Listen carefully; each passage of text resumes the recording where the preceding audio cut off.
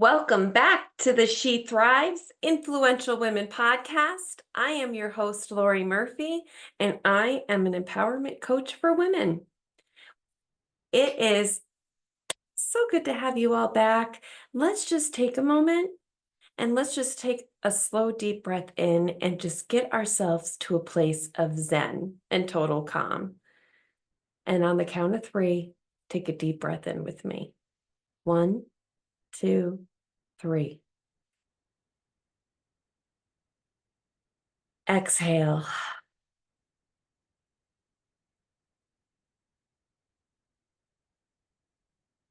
So for many of you who have been listening, you know a little bit about my background, but some of you are new to the podcast, and I just wanted to give you a quick, rundown on who I am and how I ended up getting here to this podcast. I have just about 13 years of sobriety from alcoholism. I used to drink like a fish, and I drank to numb my pain, to feel like how should I say this? To feel like I fit in, to feel like a normal person. I was very lost for many, many years, and I was battling depression, anxiety, PTSD, and so many other things. And I was just in a very dark place. And when I was 29 years old, after multiple rock bottoms and a near-death experience, I found my way to the rooms of a 12-step fellowship. And that began my journey of self-discovery, healing, sobriety, and it led me to my calling to help other women and get to this place of healing and self-discovery. I am very passionate to help women build their confidence, overcome fears, find their self-worth and thrive in their lives. That is what I do as a coach by providing a one-on-one safe space for my client to come and work through and work toward whatever their goals are. So that is a little bit about me. And without further ado, I'd like to really just get into the topic for today. And the thing is that this just kind of came to me this morning. I was listening to a TED Talk about letting go and about, things that we can't control. And I have no idea how it led me to think about back in 2018, when I almost moved to Colorado, where all of this kind of fits in. All I know is that it came up and I felt like it was needed to be talked about, because when I had this experience, my very first time flying out to Colorado, this was my very first time getting on a plane and flying anywhere. And I really thought that I had this feeling, and I was so excited because my life was going to change forever. But the way I thought my life was going to change forever was not the outcome whatsoever. But what I can say is that the outcome that did happen was a million times better than what I ever could have imagined. And I am grateful every day for this experience and for what I learned out of this experience and how it helped me grow. So let's rewind back to 2018. In 2018, I was in my later 30s, and I was still living home with my mother. I moved back home when I was about 34, I think. After I left a relationship, I was struggling financially. I had no money to go and get an apartment, furniture, all the things. I literally was, chomping at the bit. And I had left this relationship, and my mother allowed me to move home. We set a nice little apartment up down in her furnished cellar, had a bathroom, a TV room, a little area that was a little kitchenette. And she allowed me to come home to pay off some debts and save money until and help me get back on my feet. And for what I thought was only going to be about maybe a year turned into 2 years of me living at home with my mother. And the thing is that I was still trying to figure out what I wanted to do when I grew up. I was trying to find a career that I was happy with. I was in this place of crossroads where I just was still trying to figure everything out. I was still trying to figure myself out, but there was this feeling inside me of worthlessness. And there's one thing I can say, and know that this will come up more and probably has come up before, was one of the things I realized about my past is that I always felt like I was behind everybody else, including my siblings. My siblings had all moved away. They all had careers and, they all had, their shit together essentially. And I was still trying to figure it out. And there was a sense of, you know, shame there. I definitely felt bad about myself. And I just wanted to get on my feet, become independent, and not have to rely on anybody because it just was just such an uncomfortable thing. The relationship I was in, you know, for a majority of it, I was really dependent on them. I leaned on them for financial stability, for a roof over my head, food in my belly. If we wanted to do anything fun or go on a vacation, I was fully dependent on him. And it used to ping at me and bother me so much because I didn't want to be the person that had to rely on people for the rest of my life to take care of me.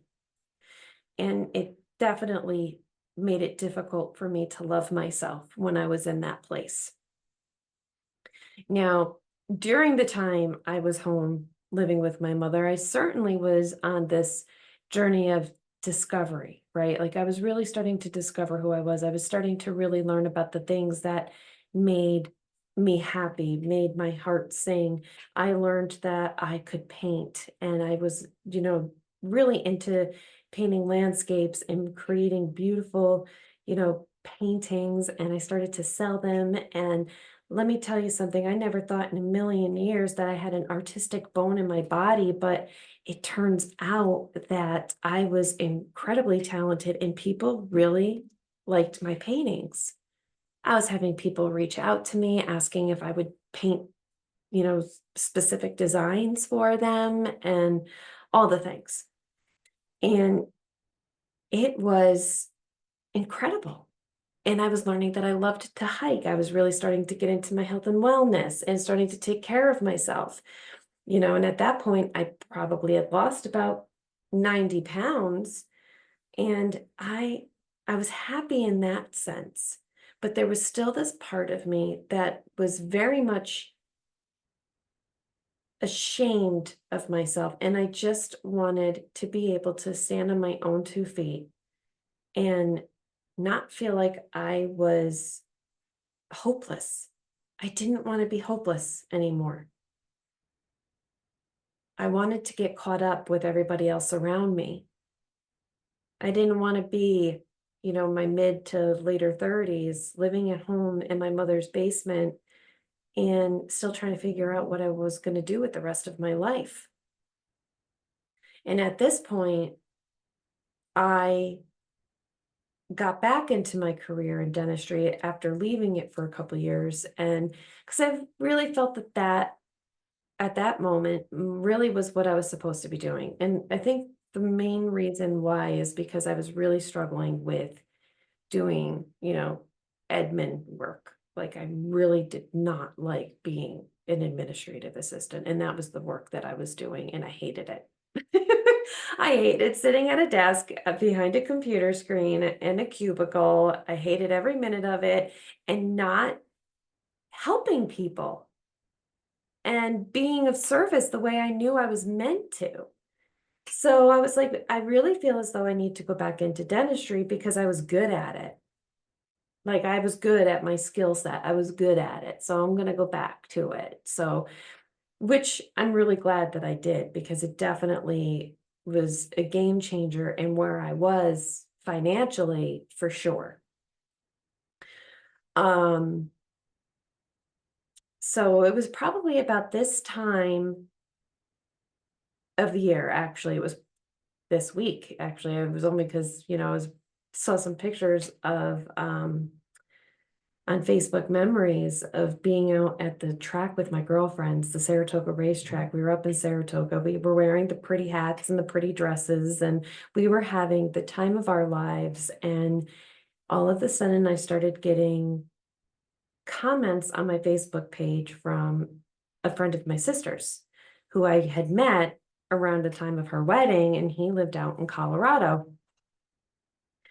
And he started messaging me and then gave me his phone number, which opened up this door to, um, I would say, obviously expressing interest in each other. Now, I did have some interest in him when I met him around my sister's wedding in like 2016. Um, but out of respect for my sister, I did not go there. And, he was in Colorado, right? Like, whatever. Moved on with my life, but we stayed connected on Facebook, and now he's reaching out to me, and now we're starting to talk every day. Which led to about a month and a half later, me getting on this plane to go out and spend a 4-day weekend with him and his son. Now, I was full of excitement, and I was just there were so many, like, there was just this rush, right? Like this rush of excitement of something new, something thrilling. There was so much going on, and I just was so eager. I was getting on a plane for the first time. I was flying across the country for the first time. I'm doing this all by myself. I bought my own plane ticket. Like, this is awesome.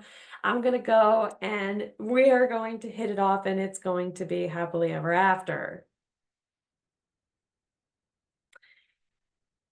I get out there. And essentially, the first thing, like, I'm told is basically I have to keep this on the hush hush from my sister. Like, there's no posting pictures on Facebook. There's nothing. Like, I tried to get a selfie with him and he pulled away from me. Like, that was red flag number one. Then there was a multitude of red flags that were flying off throughout that entire trip of how this person is not good for me. This person is not right for me, and I do not belong here. Every time I feel like I would catch him sneaking a drink out of his vodka bottle, or and trying to hide it from me, or the amount of time that was spent texting on his cell phone while I was sitting right there rather than engaging. The fact that he didn't take, he owned his own business, and the fact that he didn't really take any time off from work the first day I was out there, and he essentially had me hang out with his son until about 8:30, 9 o'clock at night. Or just a plethora of other red flags. I mean, this was a walking red flag for me, and I ignored every single one. Every single one, because I wanted to believe that I was enough, that I would be different. So I rolled with it. And for 6 months, it was like a walking ball of anxiety because I just had this feeling that this might not end well. Eventually, this person's just going to disappear. And I would sometimes go hours without hearing from him. He never would talk on the phone or do FaceTime. Everything was text, text, text. So I literally had a texting relationship with this person. Um, I had to pretty much lie to my sister about it for like 2 months. Then I finally just couldn't take it anymore. And I ended up telling her. Um, and then just, all these other things, right? Like I think I flew out there 3 times in that 6 months, and only twice was spent with him. And then after I think like the second time I went out there, it seemed like, when I said, well, I'll have some time to come out again, next month. And there was this, oh, I don't know, because it was around Christmas time. So I don't do holidays. And I was like, well, I'm not saying, come out for Christmas. I'm just saying this is my time off. I could come out for a few days, another long weekend, whatever. Um, but again, red flags just flying everywhere, every time, every day. And I just kept telling myself that I was enough, right? Like I was enough. I was special enough. And, I had nothing to worry about. And then I started to get this idea that I was ready to get out of my mother's basement, and I'm ready to get out and stand on my own 2 feet. But the only way I can do this is if I leave home, if I move away. And I do, my siblings, they all moved out of state and they all have done very well for themselves. They've been very independent and they've got great lives. And I just want to be where they are. I want to be at that level. So, in order for me to be able to stand on my own 2 feet, be independent, and grow up, I have to move away. So I put my resume on this dental website called Dent Post, and I had it up for, across the country, every state. And I had ended up getting contacted. There was an opportunity in Fort Lauderdale, Florida that I didn't really go with because I didn't want to live in Florida. But then a doctor in Colorado started to reach out to me. And at first I didn't act on it. And then they called me again. And we had a phone discussion. Then they asked me to fly out for a working interview. And this was January of 2018. And I said yes. And I booked the flight and I let him know. I told him, you know, I have this opportunity to interview for this job. And what do you think?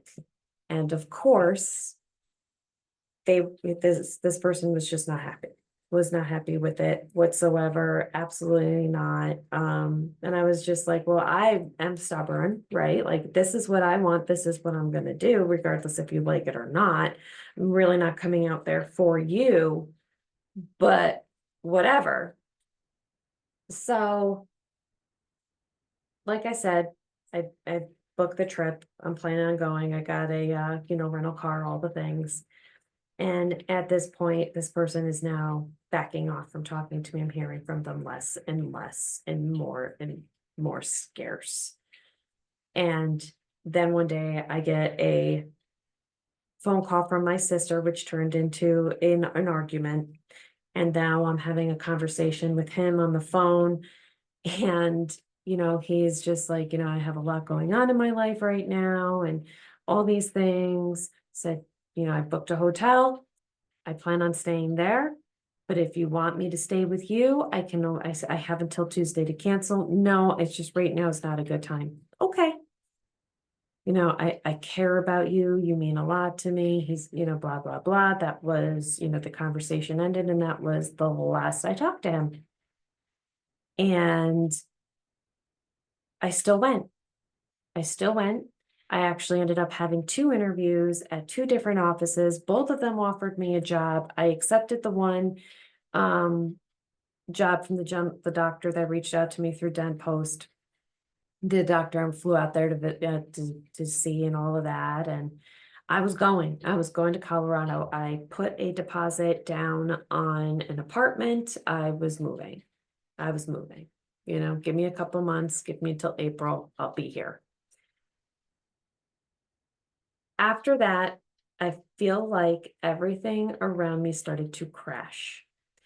I hit one of the most significant emotional rock bottoms I think I have experienced as a sober woman. I don't think I felt that bad.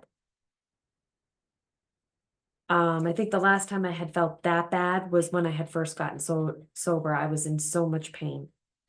I broke. This person had completely shut me out of their lives with no rhyme or reason. There was, havoc going on around me as far as, now I'm arguing with my mother, I'm arguing with my sister. I feel like the whole world is crashing down around me, and I became severely depressed. Um, I remember there was one day I call into work and I'm not answering my phone, I'm not talking to anybody, and my best friend, she knew. She knew something wasn't right because I wasn't even answering her text messages. So I think she had a conversation with my mom before she came over to check in on me to make sure I was okay, because she was worried that I was going to hurt myself because of how I was completely isolating. And I don't believe I was at that point, but I was scared of I was scared if I moved across the country, being in the state that I was in, that I might have hurt myself or done something stupid, only for the fact that I would not want to ever drink again. And drinking was not an option. But I have no support system out there. I would know absolutely nobody. I would be completely and totally alone. And that thought terrified me. And I didn't want to admit that. So she comes over with cake because cake fixes everything, right? She comes over with cake and then we go for a ride. She goes, I know that you don't have a stomach bug, because if your stomach was messed up and you really were sick, you wouldn't have ate that piece of cake. And I'm like, you're right. And she got it out of me and I just started to cry and I broke, and I told her exactly how I was feeling and that I knew that this was a bad idea. So essentially, I ended up calling up that apartment complex and got my deposit back, and called up the employer, told them I was not moving, which was a big compliment, because after I got off the phone with them, they called me back like less than 5 minutes later, like, something's not adding up. I really feel like you're not being 100% honest with me. What can I do to get you out here? Like, you are perfect for my team. I need you out here. And I told them that it just wasn't the right time. So I stayed. I stayed in New York, where I had my support system, my parents, and people that cared about me. And I stopped and I asked myself, this isn't happening to me, this is happening for me. What am I supposed to be learning here? That was the question, because I keep getting myself into these situations with these unhealthy people. So what is it about me that I really have to be looking at here? And I really started to look at myself in a totally different way. And I started to become more open to deeper healing.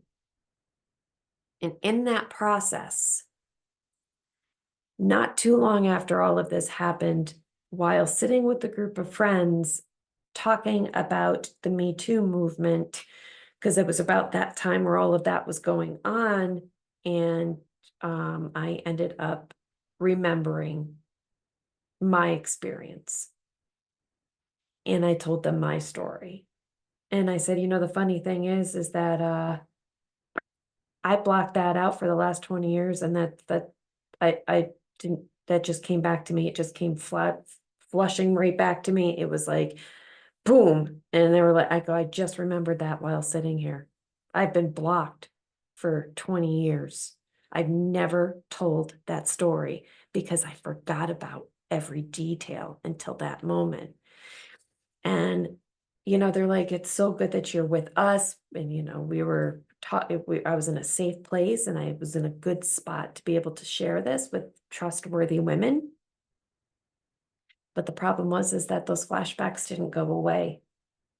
They didn't go away.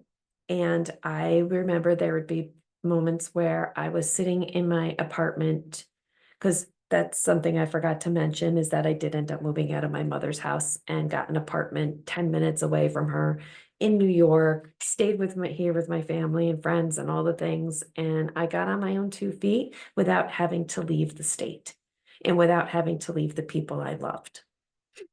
And then this happened. So I'm sitting in my apartment with the lights off, and I just kept getting this feeling like the people that hurt me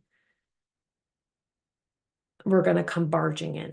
They were going to find me, they were going to come barging in. And I knew that wasn't right. I knew that wasn't realistic. I knew that wasn't okay.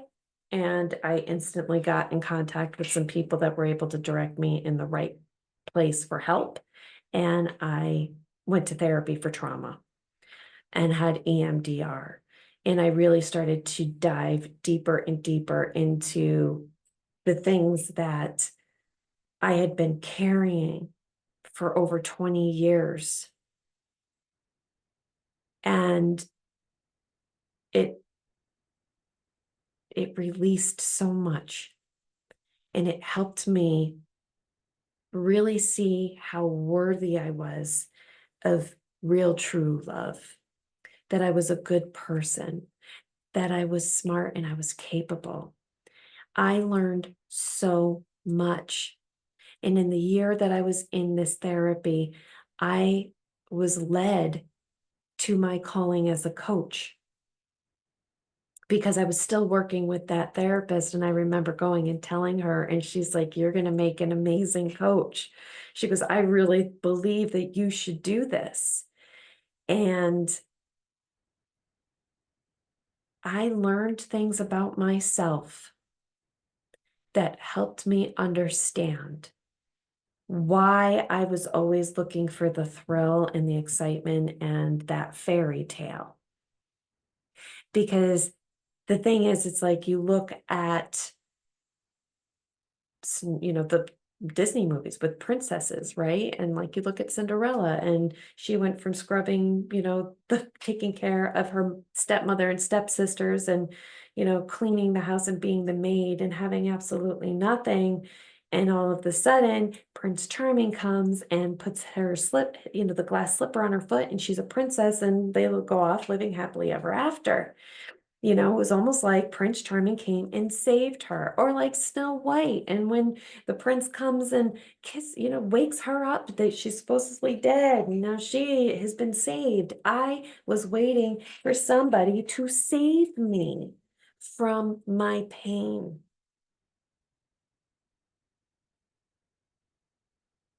Nobody was coming. Nobody was coming. The only person that could save me was me. And I had to look at some really painful experiences. And I truly believe that if this situation did not happen, I might not have looked at this sooner. And I may still be carrying all of that weight along with me. I don't know if I'd be here if it weren't for that experience. I believe that God places people in our lives for a reason. Some of them are not meant to be in our lives forever. They're supposed to come in for a season, and sometimes they're there to teach you something. And they're supposed to teach you something about you if you're willing to see it.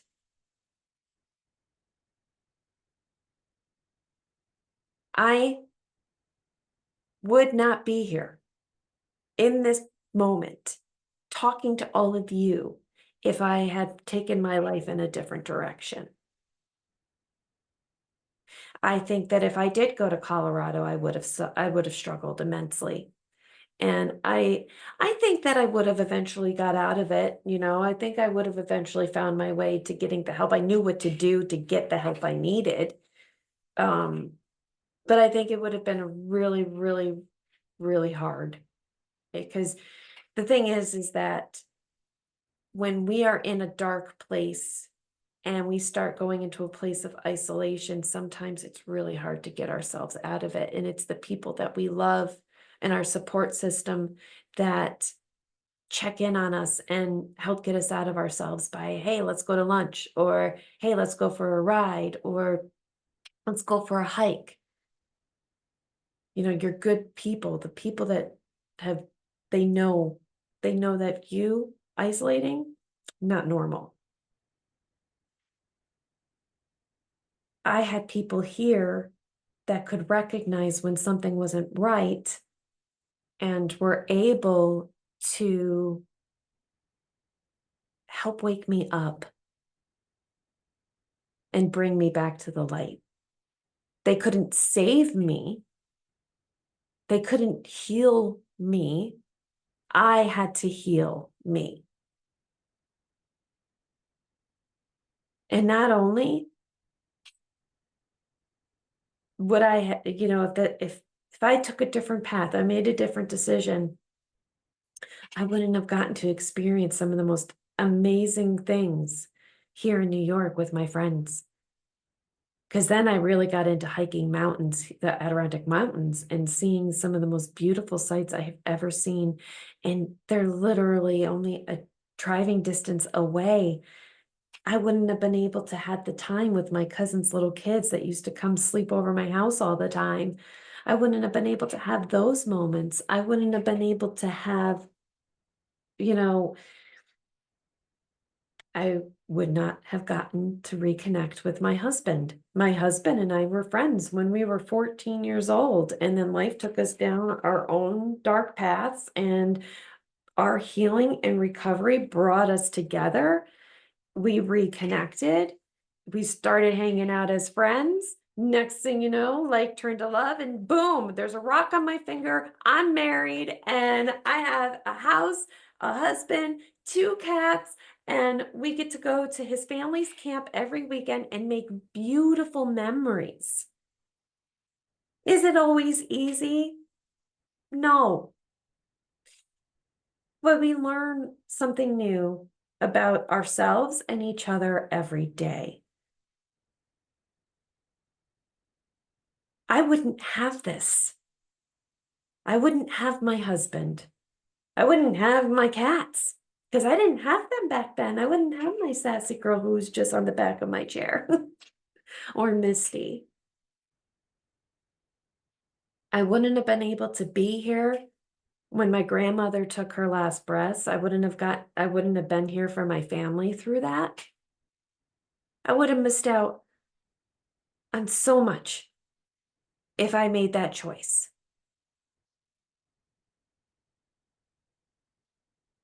So the way I see it is that my life did change the day I got on that plane and flew out to Colorado, Labor Day weekend of 2017, because the move and all of that didn't happen until 2018. This all started 2017. So essentially, my life did change, and it changed for the better, all because somebody came into my life who create who that ended badly.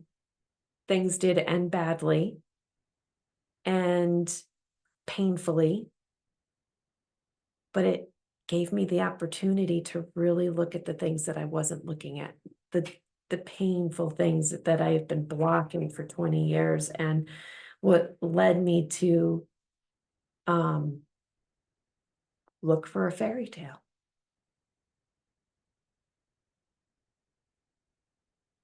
I saved myself, and because I saved myself, I was able to be available for the right person. So if you're looking for your hero to come sweeping in and save you, he's not coming. No one is coming.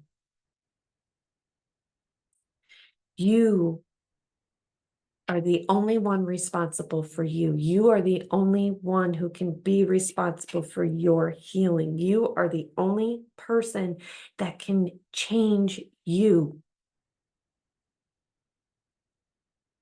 Stop waiting and waiting for this person to come and save you and take all your pain away. That may very well be why you're struggling to find the right person, because you're not seeing the red flags. Like, I overlooked those red flags. And the thing is that maybe about 2 years later, I found out that every single red flag that was going off, everything that I was having instinct about turned out to be true. I was not the only woman in this person's life. There was probably about 4 or 5 others. None of us knew about each other. The reason he stopped talking to me is because he met somebody else. And the funny thing is that I introduced him to her. How about that? At at an expo in Long Island, she was one of the vendors. He was a vendor. I was there as his guest. I introduced them, and it turns out something was going on underneath my nose that I didn't know about because I wasn't paying attention. But everything about that experience, I remember that expo because I went to leave. I sat on the phone with my friend saying, I don't belong here. I don't belong here. This is not my life. I don't belong here. I'm leaving. I left the expo. I went back to the hotel to get my stuff, and I was just going to pack and go. And then he called me looking for me, and I panicked and I went back. But yeah, everything that was screaming on the inside that this person is no good for you, that this person, you are not the only person in their life. You are not the only woman he's talking to. Don't trust this person. This person is not well. This person is not safe. All of these things were screaming inside me. I ignored every single one because not only was I looking for somebody to save me, I thought that I could save him because I'm that special. When somebody is not well and somebody is battling their own demons that they are not working on addressing, you cannot help them either. They don't want your help. They're not able to see your goodness. They're not able to see your worth. They're not able to see how amazing you are because they are unwell. It has nothing to do with you. It is important for you to remember that sometimes it has absolutely nothing to do with you whatsoever. It's not personal. It has everything to do with them and the demons that they are battling inside them. The only person that can save them is them. Just like the only person that can save you is you. If you're trying to save somebody and you're hoping they're going to save you, it's going to explode and it's going to end up being destructive and it's only going to end up hurting in the long run. So protect yourself. If you are hurting, heal. Don't rush through time, right? Or expect something or somebody to come around and heal for you. It's okay. It's okay to take that time for you, to allow yourself that time to go through your healing journey, whether it is through therapy or another form of counseling or coaching. You matter. You are worth it. You deserve healing. You deserve to have the love with yourself, that loving relationship with you before anybody else can come around. You deserve you. You deserve to love you because you're freaking awesome. And anybody would be lucky to have you in their lives.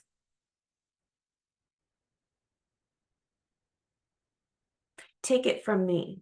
Take it from my experience, from this story that I just shared with you. Because I want you to know that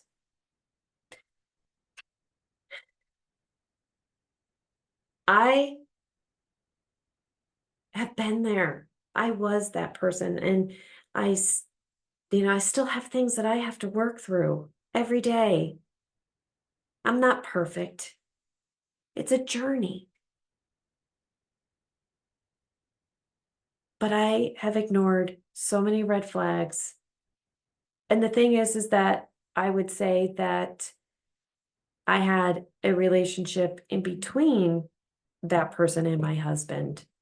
And I ignored those red flags too. And let me tell you, they were like bright, bright, bright red. Bright red. So I still had to learn a little bit before my husband. So it's a learning experience. It's a healing journey. Nobody's perfect, and don't beat yourself up if you ignored the red flags. Take that as something to learn from. Learn for you, learn about you.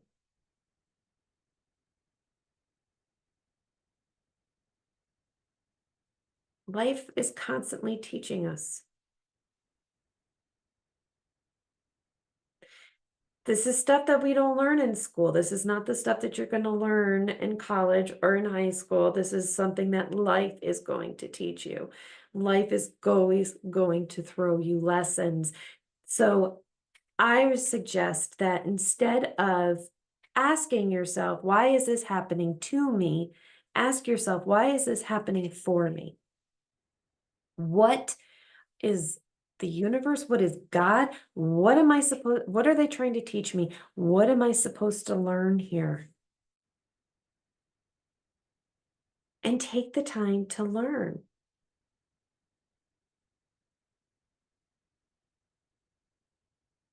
Thank you so much for joining me for this episode. I really hope that you have gotten a lot out of it. It was definitely something that I am glad that I was able to share with you, something that I was able to get in touch with, because it helps my healing when I get to share my experience with you. So, if there is any way that I can be of help in your healing journey or through a situation you might be going through that is similar to this, I am going to put in the comments my email address. You can find me at M as in Michael, C empowerment@gmail.com, or you can find me on Facebook at Lori A. Murphy, Empowerment Coach for Women. Send me a message, send me an email. Let's book a call and let's talk about it, because I would love to be able to help. I don't know if I can, but I'd like to be able to have the opportunity to try. And if you haven't already, please check out my ebook that you can find the link in my description for YouTube. I'll also post it in the description for this podcast. It's called Becoming Whole, A Path to Self-Love. Please check it out. It's an 18-page ebook with some very valuable information to help you along in your self-love journey. And don't forget to subscribe. Don't forget to leave a review, and please do not forget to share this.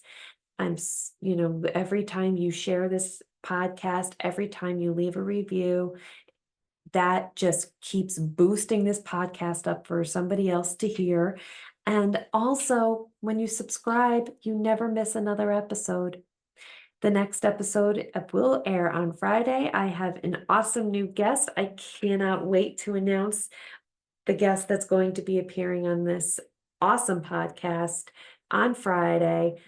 Keep your eye out on social media because I will be posting that this week as well. And that is enough for me. And I will leave you with this: let go of fear, and let your spirit shine.